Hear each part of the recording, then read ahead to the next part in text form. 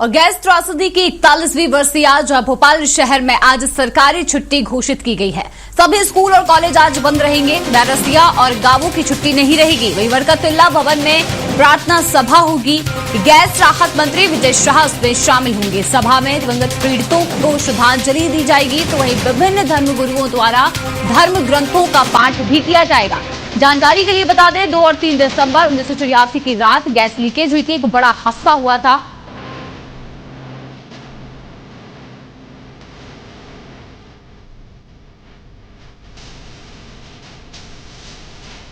तो बता दें कि गैस राहत मंत्री विजय शाह इसमें शामिल होंगे। गैस त्रासदी की 41वीं वर्षगांठ जहां सभी सरकारी स्कूलों और कॉलेजों की छुट्टी आज घोषित की गई है। चलिए और अधिक जानकारी लेंगे। संजय डोंगर दिव्य हमारे साथ जुड़ चुके हैं। संजय, देखिए आज 41वीं वर्षी है गैस त्रासदी की, सरकारी छुट्टी घोषित कर दी गई है। धर्म गुरुओं के द्वारा धर्म ग्रंथों का पाठ किया जाएगा। क्या कुछ जानकारी है?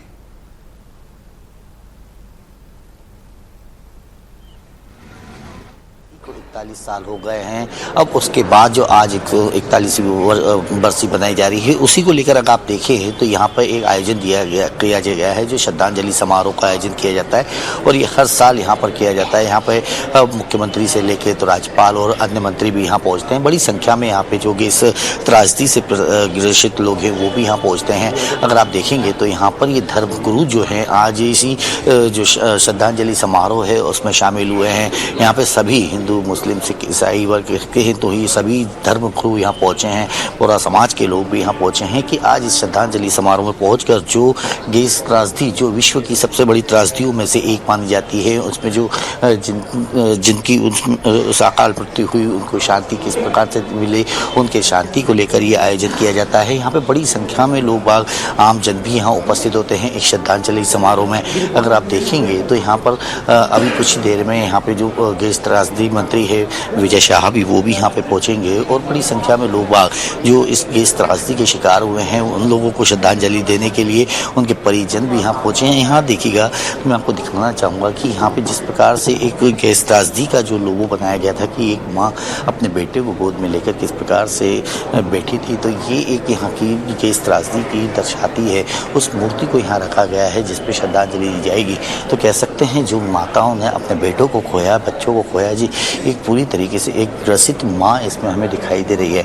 अगर इसी प्रकार से देखा जाए शिवा, तो कहीं ना कहीं जिस प्रकार से श्रद्धांजलि समारोह में आम जन तो उपस्थित हुए हैं, गैस त्रासदी आज भी लोगों के मन में और उनकी आज ये कहा जाता है कि उनकी जो पीढ़ी दर पीढ़ी इस गैस के कारण आज भी उनके पास कई परेशानियों का सामना करना पड़ रहा है। सरकारों की बात की जाए तो उसमें कहा गया है कि उनकी कई सारी सुविधाएं दी जाती है, लेकिन जिस प्रकार से स्वास्थ्य की बात की जाए तो आज भी उस गैस कांड के कारण उनके परिवार के जो आने वाली पीढ़ी है उस पर भी असर देखने को मिल रहा है। तो कह सकते हैं कि जिस प्रकार से श्रद्धांजलि तो दी जाती है, लेकिन श्रद्धांजलि के साथ जो गैस त्रासदी के पीड़ित लोग हैं उनकी जो मदद होनी चाहिए या सहायता, उनके साथ जो व्यवहार या सहयोग होना चाहिए वो उसको लेकर आज भी त्रस्त है।